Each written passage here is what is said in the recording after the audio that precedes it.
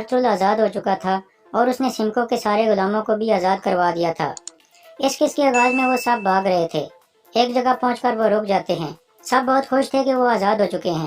Ertugrul کہتا ہے سمکو کے آدمی آ سکتے ہیں، ابھی آپ سب کو آگے بڑھنا ہوگا۔ پھر وہ دوبارہ بھاگنے لگتے ہیں۔ دوسری طرف آرس کا آدمی مہالس ایک جگہ اپنے آدمیوں کے ساتھ بیٹھا ہوا تھا اور کافلوں سے لوٹا ہوا سونا گن رہا تھا۔ اتنے میں ایک آدمی آ کر اسے بتاتا ہے کہ میں نے ارطغرل کو دیکھا ہے۔ مہالس کہتا ہے کیا تم بیوقوف ہو؟ ارطغرل تو مر چکا ہے۔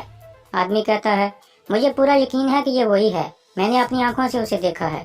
یہ سن کر مہالس اٹھ کر چل پڑتا ہے۔ اسی دوران سمکو بھی اپنے بہت سارے آدمیوں کے ساتھ ارطغرل کا پیچھا کر رہا تھا۔ ارطغرل آزاد ہونے والے مردوں اور عورتوں کو لے کر بھاگ رہا تھا۔ اتنے میں مہالس چھپ کر اسے دیکھ لیتا ہے اور اپنے آدمی کو کہتا ہے مال غنیمت کا ستارہ ہمارے اوپر جگمگا رہا ہے، اب ہمیں اصل انعام ملے گا۔ اتنے میں سمکو اور اس کے آدمی بھی اس راستے سے گزرتے ہیں تو مہالس ان کو بھی دیکھ لیتا ہے اور کہتا ہے تو غلاموں کے تاجر سمکو نے ارطغرل کو پکڑا ہوا تھا۔ پھر مہالس اپنے آدمی کو کہتا ہے تم فوراً جا کر آرس تک خبر پہنچاؤ کہ ہم نے ارطغرل کو دیکھا ہے، غلاموں کے تاجر سمکو نے اسے پکڑا ہوا تھا اور ہم ان کے پیچھے جا رہے ہیں۔ کائی قبیلے میں حلیمہ سلطان ارطغرل کے گھوڑے کے پاس آ کر کہتی ہے میں ارطغرل کی موت کو قبول نہیں کر پا رہی تھی اور تم نے واپس آ کر مجھے امید دلا دی ہے کہ وہ زندہ ہے۔ دوسری طرف بہادر سعد الدین کے پاس پہنچ جاتا ہے۔ سعد الدین کہتا ہے میدان جنگ کے فاتح کمانڈر بہادر صاحب خوش آمدید۔ پھر بہادر اس کے پاس بیٹھ جاتا ہے۔ سعد الدین کہتا ہے میں نے آپ کی بہادری کے بارے میں سنا ہے، آپ نے دشمنوں کی لاشیں بچھا دی ہیں۔ بہادر کہتا ہے کوئی بھی دشمن میرے شکنجے سے بھاگنے میں کامیاب نہیں ہو سکا۔ سعد الدین کہتا ہے اعلیٰ، اب آپ ایک انعام کے حقدار ہو، اب آپ اسی علاقے میں رہائش پذیر ہو جاؤ، آپ کے آنے سے جاویدار والے متحد اور مضبوط ہو جائیں گے۔ کیا آپ نے اسلان سے بات کی تھی؟ بہادر کہتا ہے ہاں کی تھی، میں نے جرگہ بلانے کا کہا تھا لیکن اسے یہ خیال اچھا نہیں لگا۔ سعد الدین کہتا ہے آپ کو جلدی کرنی ہوگی، ہم نے اور بھی ضروری کام مل کر کرنے ہیں۔ بہادر پوچھتا ہے کیا کام کرنے ہیں امیر حضرت؟ سعد الدین کہتا ہے کائی قبیلے کا دھندار ہنلی بازار بیچنا چاہتا ہے، میں چاہتا ہوں کہ وہ بازار آپ خرید لو۔ بہادر کہتا ہے معاف کرنا امیر حضرت، لیکن میرے پاس تو اتنا سونا نہیں ہے۔ سعد الدین کہتا ہے پریشان مت ہو، آپ کے لیے ہر چیز تیار ہے میرے پاس۔ پھر وہ اپنے آدمی کو اشارہ کرتا ہے تو وہ سونے کے سکوں والا صندوق بہادر کے سامنے رکھ دیتے ہیں۔ سعد الدین کہتا ہے یہ سونا آپ کا ہے، آپ اس سونے سے بازار خریدنے کی پیشکش کرو گے۔ بہادر سونا دیکھ کر بہت خوش ہو جاتا ہے۔ پھر سعد الدین کہتا ہے لیکن میری کچھ شرائط ہیں۔ بہادر کہتا ہے حکم کریں امیر حضرت۔ سعد الدین کہتا ہے آپ کو جاودار قبیلے کا سردار بننا ہوگا اور پھر حاکم اعلیٰ بننے کے لیے ہر چیز کرو گے، اب آپ مجھے بتائے بغیر ایک قدم بھی نہیں اٹھاؤ گے۔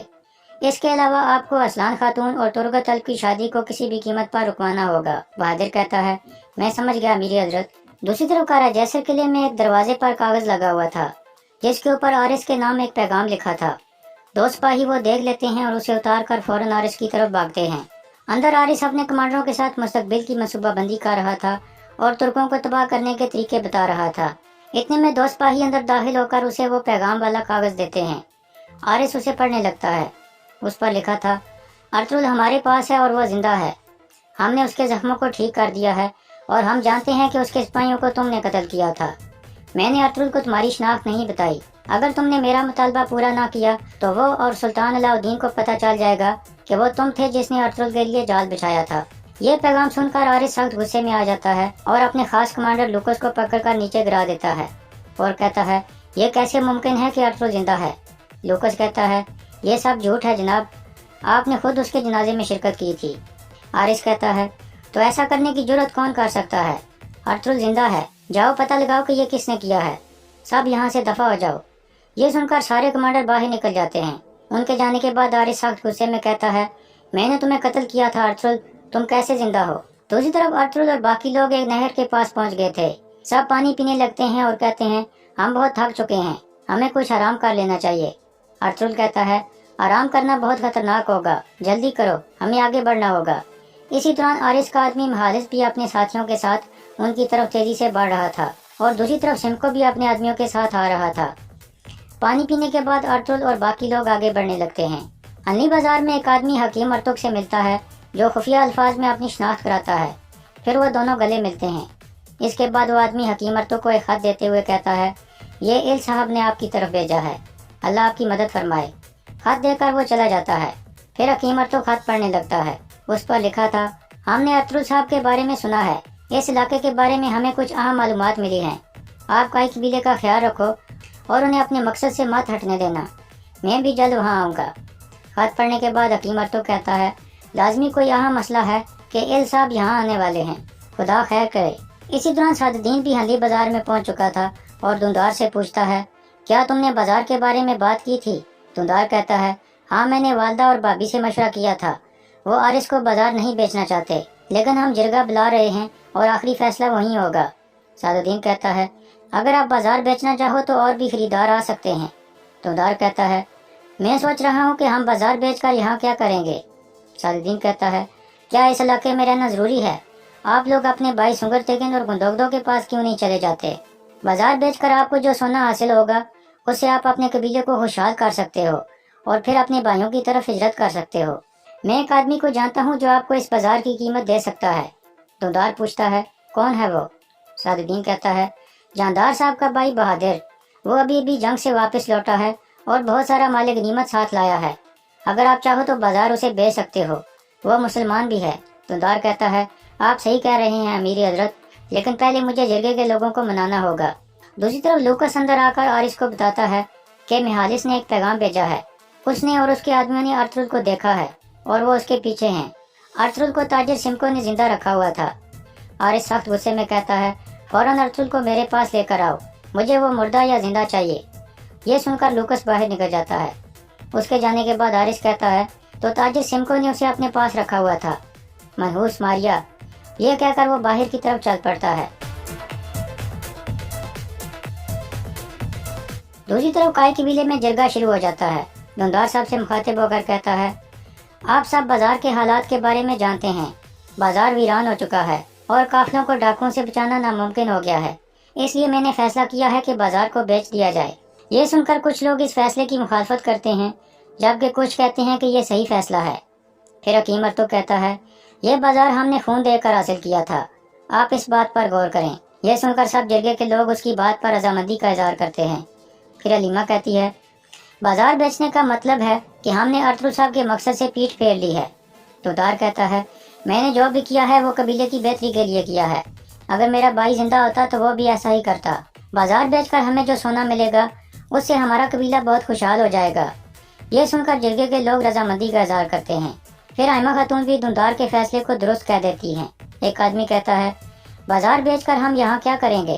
دھندار کہتا ہے، ہمارا یہاں رہنا ضروری نہیں ہے، اب وقت آ گیا ہے کہ کئی لوگوں کو دوبارہ متحد کر دیا جائے۔ بازار بیچنے کے بعد میرے خیال میں ہمیں سنگر تیکن اور گندوگدو بھائی کے پاس چلے جانا چاہیے۔ یہ سن کر حائمہ خاتون سمیت سب لوگ چونک جاتے ہیں۔ سب لوگ شور مچا دیتے ہیں اور کہتے ہیں، یہ ہمارا وطن ہے، ہم اسے کیسے چھوڑ سکتے ہیں؟ حلیمہ سلطان بھی بہت حیران تھی۔ دوسری طرف سمکو اور اس کے آدمی ارطغرل کے سامنے پہنچ جاتے ہیں۔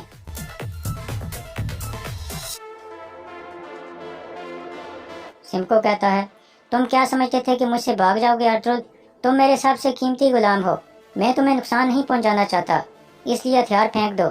ارطغرل کہتا ہے، میں اس دنیا میں کسی کے آگے بھی ہتھیار نہیں ڈالوں گا۔ یہ سن کر سمکو اپنے آدمیوں کو کہتا ہے، پکڑ لو اس کو۔ ارطغرل اپنے ساتھیوں کو کہتا ہے، تم لوگ بھاگ جاؤ۔ پھر لڑائی شروع ہو جاتی ہے۔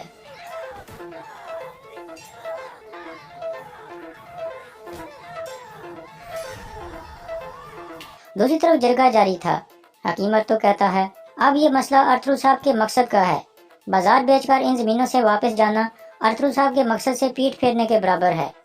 یہ سن کر جرگے کے لوگ اس کی بات سے رضامندی کا اظہار کرتے ہیں۔ پھر حکیم ارطغرل کھڑا ہو کر کہتا ہے، اب ہمیں ایک اور جرگہ بلانا ہوگا۔ یہ سن کر سب لوگ حیران ہو جاتے ہیں۔ حائمہ خاتون کھڑی ہو کر سب کو خاموش کراتی ہیں اور حکیم ارطغرل سے پوچھتی ہیں، کس لیے ارطغرل صاحب؟ حکیم ارطغرل کہتا ہے، نئے سردار کے انتخاب کے لیے۔ ہم نے دھندار صاحب کو اس لیے منتخب کیا تھا تاکہ یہ ارطغرل صاحب کے مقصد کو آگے بڑھا سکیں، لیکن اب یہ ان کے مقصد سے پیٹ پھیرنا چاہتے ہیں، اس صورت میں ان کی سرداری جائز نہیں رہی۔ یہ سن کر دھندار غصے میں کہتا ہے، یہ کیا کہہ رہے ہو ارطغرل صاحب؟ کیا آپ جرگے کے آدمیوں کے فیصلے پر سوال اٹھا رہے ہیں؟ ارطغرل کہتا ہے، میں نہیں بلکہ آپ ایسا کر رہے ہو دھندار صاحب، آپ ارطغرل صاحب کے مقصد کے خلاف جا رہے ہو۔ پھر حائمہ خاتون کہتی ہیں، چلیں فرض کیا ہم نے جرگہ بلا لیا ہے، کیا آپ میں سے کوئی دھندار کی جگہ سردار بننا چاہتا ہے؟ حکیم ارطغرل کہتا ہے، ارطغرل صاحب کے مقصد کو آگے بڑھانے کے لیے میں اس قبیلے کا سردار بننا چاہتا ہوں۔ یہ سن کر سب لوگ حیران ہو کر کھڑے ہو جاتے ہیں۔ आयमा खातून भी हैरान परेशान हो जाती हैं। दूसरी तरफ लड़ाई जारी थी।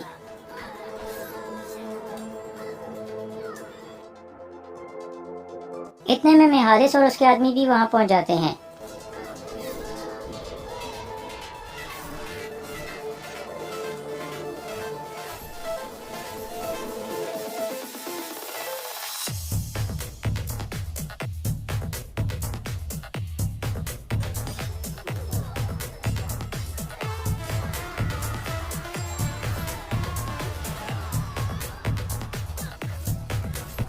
सिमको और मेहालिस के आदमी एक दूसरे को मार रहे थे।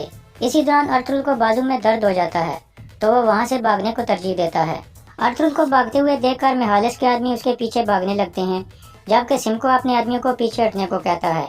दूसरी तरफ हकीम अर्थु कहता है, अगर जिरगा ना बुलाया गया तो मैं इसे रवायात की खिलाफ वर्जी समझूंगा और अपने साथी आदमियों और सिपाहियों के साथ धुंधार साहब के हुक्म को नहीं मानूंगा।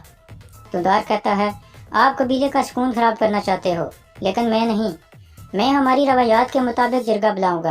फिर हलीमा सुल्तान कहती है, मुझे उम्मीद है कि ये आपके लिए और हमारे कबीले के लिए अच्छा होगा अर्तुग साहब।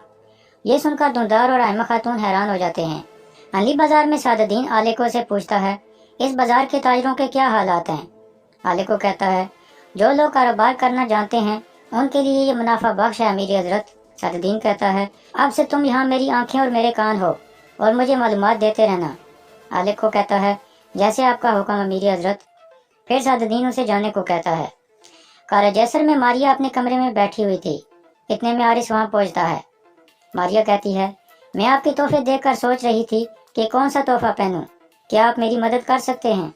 आरिस उसे गले से पकड़कर पीछे ले आता है और कहता है, बताओ सिमको ने तुम्हें मेरे हवाले क्यों किया है? बोलो वरना मैं तुम्हें कत्ल करके तुम्हारी लाश दीवारों के बाहर फेंक दूंगा। मारिया कहती है, मैं समझी नहीं कि आप क्या कह रहे हो। मैं एक गुलाम थी, आपने मुझे बचाकर मुझे नई जिंदगी दी है। आरिस कहता है, मुझे बताओ कि तुम अर्थुल के बारे में क्या जानती हो? मारिया कहती है, मैं किसी अर्थुल को नहीं जानती। सिमको का एक आदमी है जिसका नाम एंथियोस है।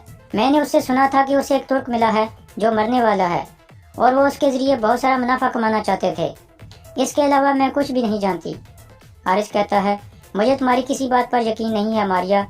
फिर आरिस उसे छोड़ देता है और उसे एक जोरदार थप्पड़ मार देता है। मारिया गिरकर बेहोश हो जाती है। यह देखकर आरिस अपने सिपाही को बुलाकर कहता है, फौरन डॉक्टर को बुलाओ। और यहाँ इस केस का इख्तिताम हो जाता है।